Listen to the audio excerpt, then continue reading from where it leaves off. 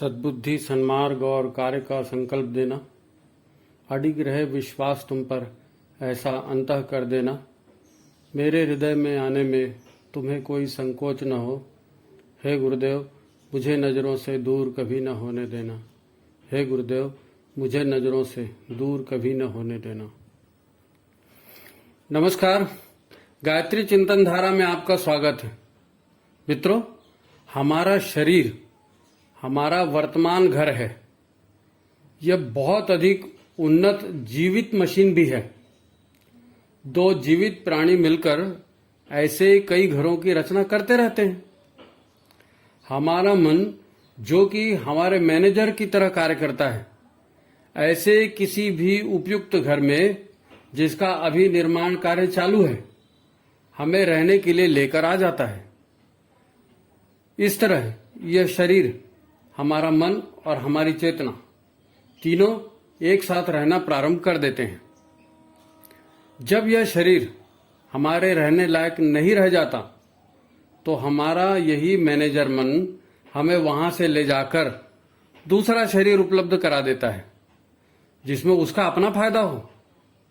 ये बहुत महत्वपूर्ण बात है। मन अपने फायदे के हिसाब से, अपनी वासना के हिसाब से शरीर का चुनाव करता है और हमें मजबूरी में उसी नए शरीर को अपना नया निवास बनाना होता है।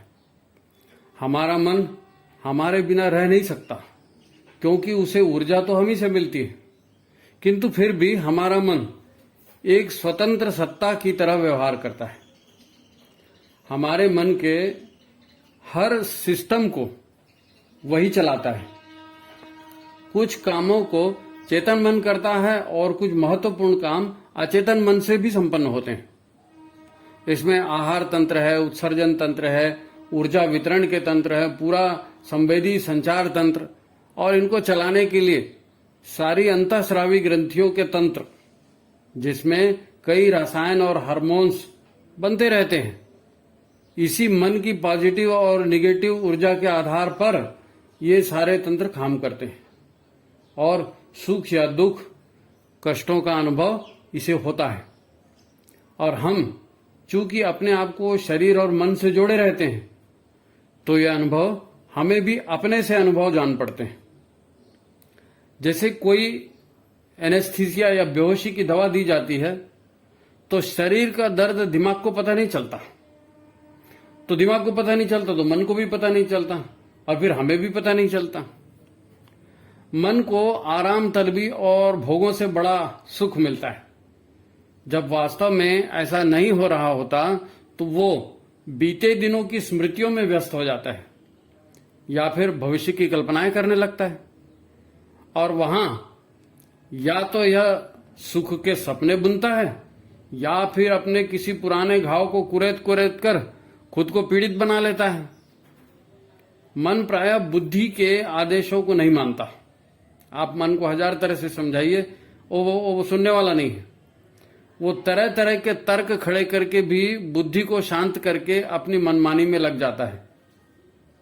मन को अपने अनुभवों, अपने मान्यताओं और विश्वासों को बड़ा प्रेम, विश्वासों से बड़ा प्रेम, वो उनको बिल्कुल ब्रह्म सत्य मानकर चलता है। किताबी ज्ञान या शास्त्रों का उपयोग वह अपने अहंकार की पुष्टि के लिए जरूर करता है, पर उसे अपनाता नहीं। इसीलिए मुसीबत के समय कोई शास्त्रीय या किताबी ज्ञान काम नहीं आता। मन जिसकी सुनता है वह है प्रज्ञा बुद्धि। केवल प्रज्ञा बुद्धि की सुनता है वो, जिसे हम ज्ञान का दीपक भी कह सकते हैं। अब इस प्रज्ञा बुद्धि का जागरण कैसे होता है, यह भी समझ ले। प्रज्ञा को आप परम चेतना की उपस्थिति का प्रकाश मान सकते हैं।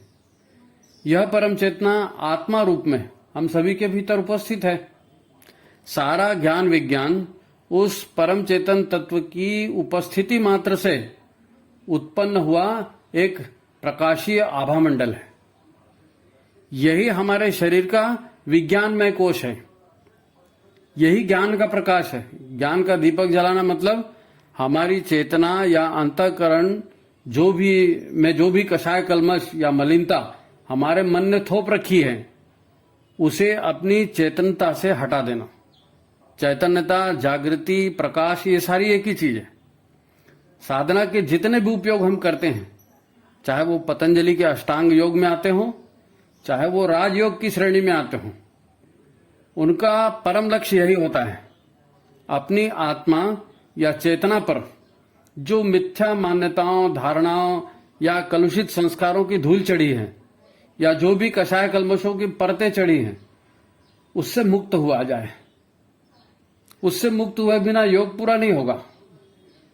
इसका एक ही उपाय है, शरीर शोधन, मन का शोधन और खुद को प्राणवान बनाने के उपाय करना।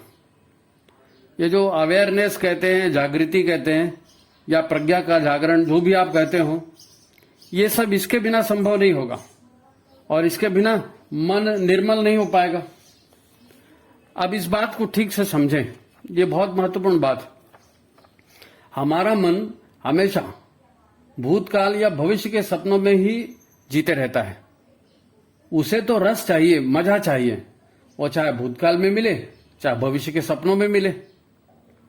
यह मन जो भी विचार करता है, देखता है या कल्पना करता है, उसे जीवंत अनुभव करने के लिए उस पर अपनी जीवन ऊर्जा उड़ेलता है। अपनी जीवन ऊर्जा, लाइफ एनर्जी उस विचार पर उड़ेलता है।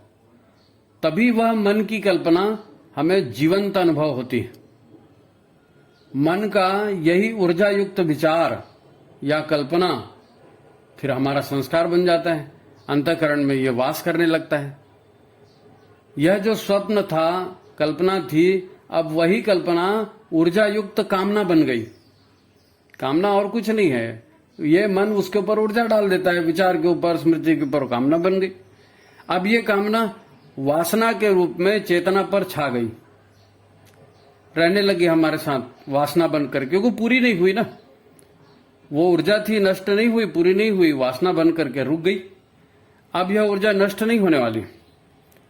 मन कहीं न कहीं से इस विचार को, इस कामना को पूरा करने का जुगाड़ करेगा।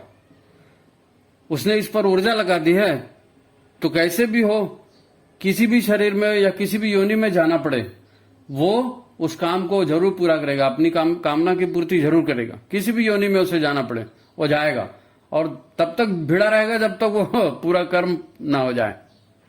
मन की एक करतूत अहितकारी या बुरी है तो यही काली करतूत कहलाती है। इसे किसी का कोई भला होने वाला नहीं है। तब इसे ही चेतना पर चढ़ा कषाय कल्मश या मल कहते हैं। कषाय कल्मश और मल जो है, ये बुरी जो कल्पनाएं हैं, बुरे जो विचार हैं, उन्हीं के संस्कार हैं। अब मन कभी अच्छे भी विचार करता है, अच्छी भी कल्पनाएं करता है, तो इससे ऊर्जा युक्त अच्छी कामनाएं भी बनती है, अच्छे संस्कार भी बनते हैं, पवित्र वासनाओं के रूप में ये भी चेतना पर छा जाते हैं। तो ऐसी चेतना को हम पवित्र चेतना, पवित्र आत्मा भी कहते हैं। ये जो गर्भ संस्कार हम करते हैं, हम ऐसी आत्माओं का आह्वान करने के लिए या इन्हें आकर्षित करने के लिए माता के शरीर और मन में उपयुक्त वातावरण बनाते हैं, ताकि वो जीव चेतना उस गर्भ में आ जाए। देखिए, ये बड़ी सामान्य बात है, लेकिन हम कुछ गलतियां करते हैं, उस पर ध्यान देना बहुत जरूरी। हमारे मन में कोई स्मृति उभरी, कोई विचार आया या कोई इच्छा मन में उभरी, उससे हमारे मन में प्रेम या घृणा का भाव उत्पन्न हुआ। दो ही भाव होते हैं, या तो आप प्रेम करेंगे या घृणा करेंगे। तिरस्कार कर देंगे तो कोई बात ही नहीं है, विचार आया और चला गया। लेकिन जनरली या तो हम प्रेम करेंगे या तो घृणा। तो फिर उस विचार पर जीवन ऊर्जा चढ़ने लगती है। मन जितनी देर उस विचार, स्मृति या इच्छा पर टिकेगा, उस पर उतनी ही ज्यादा ऊर्जा चढ़ती जाएगी, और वो विचार, वो स्मृति उतनी ही पक्की होती जाएगी, वो कामना उतनी मजबूत होती जाएगी। जितना ऊर्जा का आवेग बढ़ेगा, ये प्रबल कामना बनती जाएगी, और उस कामना की पूर्ति ना हो सके तब तो ये ऊर्जा नष्ट तो होगी नहीं।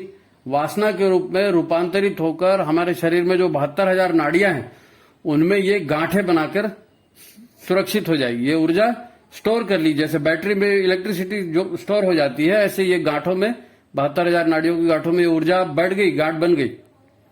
हर कामना पूरी नहीं होती, तो ऐसी कई गांठें बनती जाती हैं। अगर उस तरह के विचार बार बार उठते रहे तो इन गांठों की ऊर्जा और भी बलवती होती जाती है। आपने देखा होगा कई लोग तुनक मिजाजी होते हैं, चिड़चिड़ापन में आ जाता है, पागलपन आ जाता है, और फिर शरीर में कई तरह के रोग भी हो जाते हैं। कुछ लोग हत्या कर देते हैं, आत्महत्या भी हो जाती है, कर देते हैं, पता ही नहीं चलता, मन के आवेग से कर बैठते हैं कुछ भी। तो क्योंकि ये एक बुराई से अनेक बुराइयां जन्म लेते जाती हैं, तो ये कहां तक जाएगा, कितना बुरा होगा, उसका कोई भरोसा नहीं। तो हमें जागृत रहना है, फालतू के विचारों में उलझना नहीं। शरीर संस्थान, मन संस्थान को ठीक करते रहिए। साधना 24 घंटे तो क्या, जीवन भर की साधना होती है। सदगुरु की संगत से चेतना को हमेशा जागृत रखना पड़ता है, नहीं तो फिसलने के तो 1000 मौके हैं। तो ठीक है, अपने मन की साधना में आप लग जाइए, ईश्वर उसको सफल करे। आज यहीं तक। अच्छा, चैनल को सब्सक्राइब जरूर करें, लोगों में शेयर भी करते रहिए। साधना आंदोलन को सफल बनाने में अपना योगदान दीजिए। ठीक है, नमस्कार।